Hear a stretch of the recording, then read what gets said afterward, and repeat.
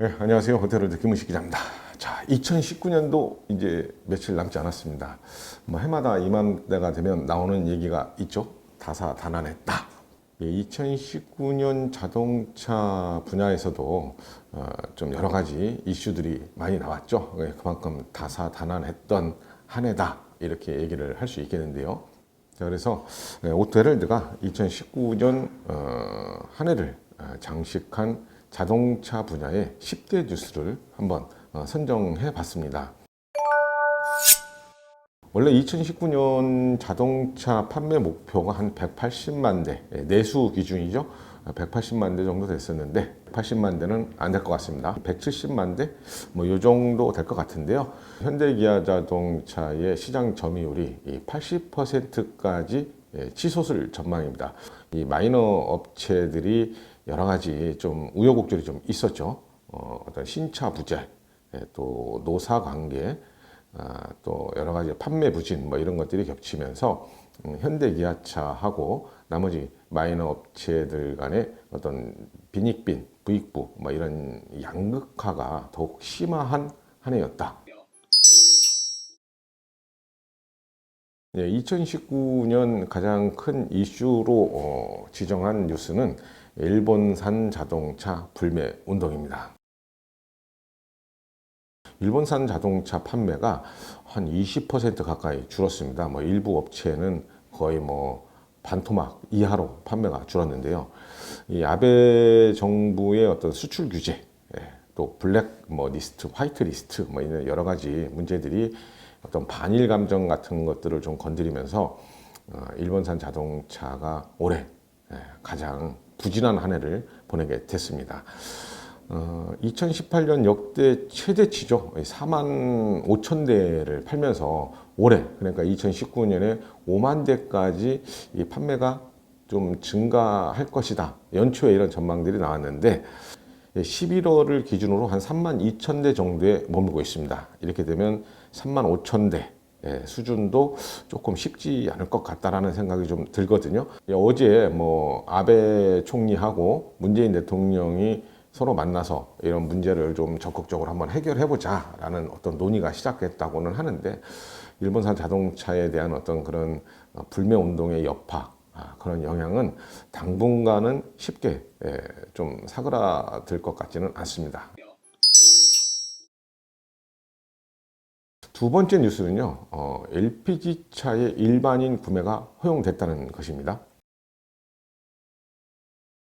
3월부터 일반인도 LPG차를 구매를 할 수 있게 됐고요. 그동안은 뭐 이제 LPG 전용으로 나온 어떤 그런 모델에 대해서만 일반인이 LPG차를 구매를 할 수 있었는데 앞으로는 뭐 차종, 뭐 차급 뭐 이런 거 가리지 않고 누구나 LPG차를 구매를 할 수 있고 또 개조도 가능해졌습니다. 아무래도 덕을 보고 있는 브랜드가 르노 삼성 자동차죠. 이 도넛 탱크다 뭐다 해가지고 뭔가 좀 다른 어떤 컨셉의 LPG차를 개발을 해서 QM6 그러니까 SUV도 LPG 차종을 하나 출시를 했고요. 기존의 SM6에 있는 LPG차도 그동안 뭔가 좀 독보적으로 좀 판매가 됐었는데 이번에 그런 일반인 구매가 허용이 되면서 상당히 많은 좋은 반응을 얻고 있습니다.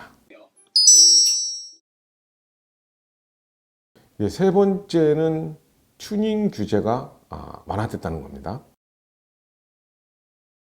지난 8월에 발표가 됐죠. 자동차 튜닝 활성화 대책이 발표가 됐는데요.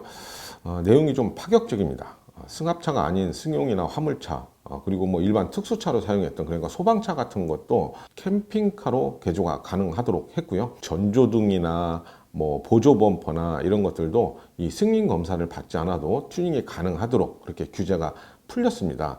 뭐 LED를 이용한 어떤 광원이라든가 뭐 조명 힐캠, 뭐 중간 소음기 이런 것들도 튜닝 부품으로 인증을 받을 수 있도록 허용이 되기 시작했는데요. 근데 아직까지는 뭐 튜닝 업계는 좀 피부적으로 딱 와닿는 어떤 그런 규제 완화 정책은 아직 본격적으로 시행이 되지 않고 있다. 그런 불만들을 좀 내놓고 있거든요. 후속 조치도 나오고 했는데 2020년에는 뭔가 이런 튜닝 산업이 굉장히 좀 큰 규모를 갖고 있거든요. 매출이나 또 새로운 어떤 일자리 창출이나 이런 부분에도 상당히 도움이 많이 되고 있기 때문에 뭔가 좀 혁신적으로 좀 선진국 수준에서 어떤 튜닝 규제가 좀 자유롭게 허용이 돼서 경제 활성화에도 도움이 될 수 있는 방안을 찾아서 시행이 됐으면 하는 그런 바람입니다. 자, 네 번째는 현대차 그룹의 글로벌 생산 순위가 하락했다는 소식입니다.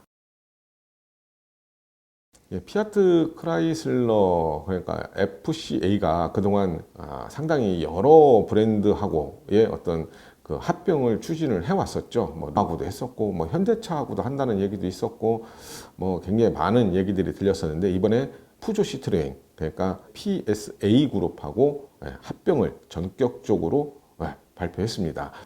현대차 그룹의 글로벌 생산 순위가 4위에서 이제 5위로 한 단계 내려앉게 되거든요. 이 FCA하고 PSA하고 이 합치면 연간 생산량이 한 890만 대 정도로 확 늘어나게 됩니다. 매출 규모도 한 221조 원이 된다고 하는데요.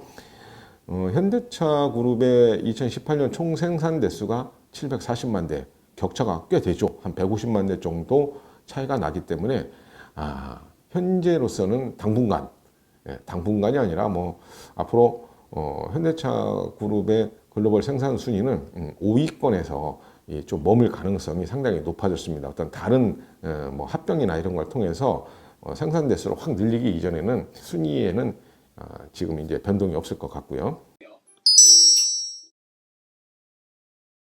현대차가 미래 모빌리티 신사업을 위해서 61조 원을 투자하겠다고 발표한 겁니다. 자, 61조 원. 사업을 다각화하겠다. 자동차를 생산해서 판매하는 그런 어떤 제조업 중심에서 탈피를 해가지고 미래 모빌리티, 향후 6년간 61조라는 천문학적인 투자를 하겠다. 이렇게 발표를 한 건데요. 앞으로 추진하겠다는 새로운 어떤 그 신사업 분야도 굉장히 파격적입니다. 하늘을 날아다니는 비행차도 만들겠다. 뭐 또 로보틱스, 또 플랫폼을 기반으로 하는 그런 어떤 첨단 모빌리티, 뭐 굉장히 다양한 분야의 사업에 진출을 하겠다라고 선언을 한 겁니다. 2025 전략 뭐 이렇게 얘기를 하고 있는데요. 뭐 전기차나 수소전기차 또 뭐 고성능 뭐 이런 차뿐만이 아니고 뭐 인공지능, 자율주행 뭐 심지어 막 이게 쇼핑에도 쇼핑 사업에도 진출을 하겠다. 뭐 또 스트리밍 서비스에도 뭐 투자를 하겠다. 이렇게 얘기를 했거든요. 그러니까 이제 현대 자동차라는 그 사명이 조금 어색할 정도로 다양한 영역으로 사업을 확장해 나가겠다. 이렇게 포부를 밝힌 겁니다.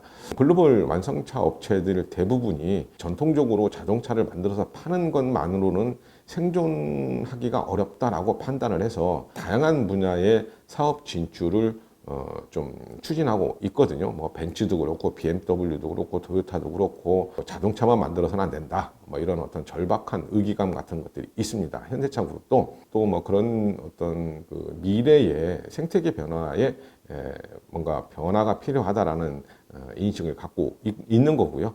그래서 이번에 61조, 이게 61조 이 어마어마한 투자를 하겠다라고 발표를 한 겁니다. 다음 뉴스는요, 친환경차가 급증했다는 겁니다. 이 전동화 자동차, 그러니까 전동화 자동차는 뭐 순수 전기차도 있고요, 플러그인 하이브리드 카도 있고, 또 하이브리드 카도 있고, 퓨얼이나 모터의 어떤 어시스트를 받거나 또 순수하게 배터리로 구동되는 모든 자동차의 유형을 이 전동화 차량이라고 이렇게 구분을 하고 있는데요. 11월까지 국내에서 판매된 친환경차 수가 12만 대를 조금 넘기고 있거든요. 지금 추세로 보면 2019년에 한 13만 대 정도? 13만 대 정도의 친환경차가 판매가 될 것으로 그렇게 보이고 있습니다. 친환경차의 판매가 크게 늘어난 데는 여러 가지 이유가 있죠. 일단 일반 소비자들이 갖고 있는 그런 환경에 대한 인식 변화도 분명히 있을 거고요. 그리고 이 친환경차에 대한 어떤 그 내구성이라든가 이 상품성에 대한 어떤 신뢰도 같은 것들이 많이 상승을 했습니다. 아무래도 뭐 하이브리드카, 가장 기본적인 친환경차로 불리는 이 하이브리드카만 해도 가격이 상당히 많이 내려가면서 오히려 경제성이 높다는 어떤 그런 장점들이 많이 알려지면서 좀 찾는 분들이 많아진 것도 영향을 줬고요. 무엇보다 이 차종이 굉장히 많이 늘어난 것이 도움이 된 것 같습니다. 지금 우리나라도 뭐 일반 뭐 해치백부터 시작해서 또 SUV 차종도 전기차, 순수 전기차 같은 것이 생겨났고요. 또 뭐 플러그인 하이브리드나 하이브리드카 같은 차종도 굉장히 많이 늘어났죠. 선택의 폭이 아주 다양해졌다는 것도 친환경차 증가에 도움을 줬고요. 뭐 테슬라도 있고요. 전기 트럭도 이번에 또 나왔잖아요. 이제 이런 여러 가지 브랜드나 차종이나 차급이나 이런 것들이 상당히 많이 늘어난 것이 친환경차 증가에 상당히 많은 영향을 준 것 같습니다. 다음 뉴스는 타다 얘기입니다. 자, 이제 혁신 사업이냐 아니냐, 뭐 이제 여러 가지 논란이 좀 나오고 있는데요. 타다에 대한 유상 운송 행위를 금지시키는 그런 법안이 만들어지면서 이제 타다라는 형태의 새로운 어떤 플랫폼을 기반으로 한 사업 자체가 완전히 자초될 그런 위기에 처해져 있습니다. 타다가 혁신 사업이냐, 아니면 기존의 렌터카를 이용한 유상운송 행위에 불과하다. 뭐 이제 사업의 어떤 본질, 사업의 형태에 대한 본질에 대한 논란은 차지하고서라도 일단 이용자들 입장에서는 타다가 이렇게 좀 사업이 자초되고 더 이상 앞으로 이용을 하지 못하게 되고 뭐 이런 부분에 대한 불만은 분명히 있는 것 같습니다. 법안을 발의한 정부 쪽에서는 타다도 합법적으로 사업을 할 수 있는 그런 어떤 길을 틀어준 것이 이번에 여객 자동차 운수사업법 개정안의 주요 내용이다, 이렇게 얘기를 하고 있지만, 일단 타다 쪽에서는 어떤 그런 사업 기반을 가지고 계속 해나가기 위해서는 정말 막대한 어떤 비용이 좀 필요하고, 또 여러 가지 제한 규정이 있고, 그렇기 때문에 사실상 사업을 할 수 없게 됐다, 이렇게 좀 반발을 하고 있거든요. 이제 내년에는 타다의 운명이 어떻게 결정이 날지 좀 기추가 주목되고 있습니다. 다음 뉴스는 광주형 일자리 자동차 공장이 본격적으로 시작됐다는 얘기입니다. 자, 연봉을 줄이는 대신에 일자리를 늘리는 기존의 완성차 업체들의 평균 연봉이 뭐 현대기아차 같은 경우에는 9천만 원이 넘고요. 뭐 또 7천만 원이 넘고, 어떻게 보면 우리 대한민국 사회에서 상당히 고소득에 속하는 그런 연봉을 받고 있는 것이 완성차 제조사들의 근로자들인데요. 자, 이런 연봉을 거의 뭐 3분의 1 정도 수준, 그러니까 3천만 원대 정도로 낮추는 대신에 고용을 늘리는 것이 광주형 일자리인데요. 이번에 첫 삽을 떴죠. 본격적으로 공장을 설립하는 시작이 올해 됐습니다. 뭐 여러 가지 이제 그동안 이제 노사 간의 어떤 그런 연봉 협상이라든가 뭐 노사 협약의 어떤 기간이라든가 뭐 이런 문제 때문에 조금 충돌이 있었는데, 그런 점들이 좀 해결이 됐죠. 그러니까 주당 근무 시간을 44시간으로 하고, 그리고 연봉 이상의 어떤 복지 혜택을 제공하겠다. 그리고 임단협 기간을 5년간 유예하겠다. 이 5년간 유예는 또 35만 대, 누적 생산 대수가 35만 대 이상 이루어지기 전까지는 연봉이나 이런 것들을 추가적으로 협상하지 않고 이렇게 좀 유지해 나가는 어떤 그런 방안에 합의를 하면서 전격적으로 이 추진이 되기 시작했습니다. 첫 생산 모델도 윤곽이 잡혔죠. 현대자동차의 경영 SUV가 이 광주형 일자리, 그러니까 자동차 전문 생산 공장에서 생산이 될 예정이라고 합니다. 다음 뉴스는 모터쇼 얘기입니다. 오토헤럴드도 올해 이제 여러 가지 모터쇼를, 해외 모터쇼, 국내에서 열리는 뭐 서울 모터쇼를 비롯해서 해외에서 열리는 모터쇼도 열심히 돌아다니면서 취재를 했는데요. 모터쇼의 의상이 예전 같지 않다라는 얘기는 뭐 이전부터 계속 쭉 돼 왔었죠. 현장에 가보게 되면 일단 참가하는 업체들이 상당히 많이 줄어들었습니다. 모터쇼에서 우리가 가장 기대를 갖고 있는 뭐 월드 프리미어, 컨셉트카 뭐 이런 것들이 상당히 많이 줄었죠. 이 모터쇼의 어떤 개최 시기라든가 모터쇼를 여는 장소라든가 이런 것들도 좀 바꾸는 곳들이 좀 있습니다. 이 대표적인 것이 이제 해마다 1월에 열렸던 디트로이트 모터쇼도 6월로 행사 시기가 좀 변경이 됐고요.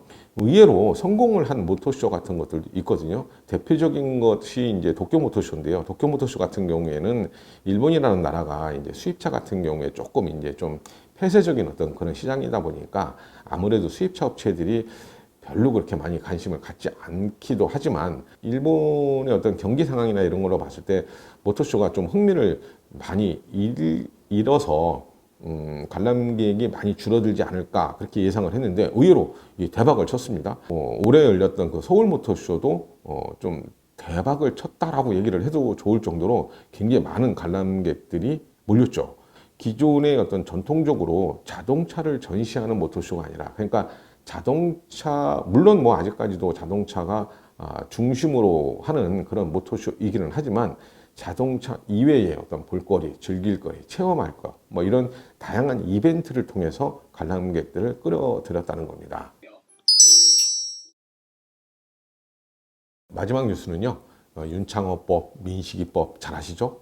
교통안전 규제가 상당히 강화됐다는 것입니다. 자, 음주운전 처벌을 강화하는 일명 윤창호법이 올해 6월 25일부터 시행이 되기 시작했죠. 면허 정지, 또 취소 이런 음주운전 처벌 기준이 혈중 알코올 농도 0.05% 이상에서 0.03% 이상으로 대폭 낮아졌습니다. 면허 취소 기준이 0.08%로 강화가 되면서 이제 소주 한 잔만 마셔도 면허 처벌, 면허 정지나 면허 취소 이런 처벌을 받을 수 있게 된 겁니다. 삼진 아웃제 해가지고 예전에 이제 3번 이상 음주운전에 적발이 되면 무조건 면허 취소가 됐던 그런 것도 강화가 돼서 이제 2번 이상만 적발이 되면 면허 취소가 가능해졌거든요.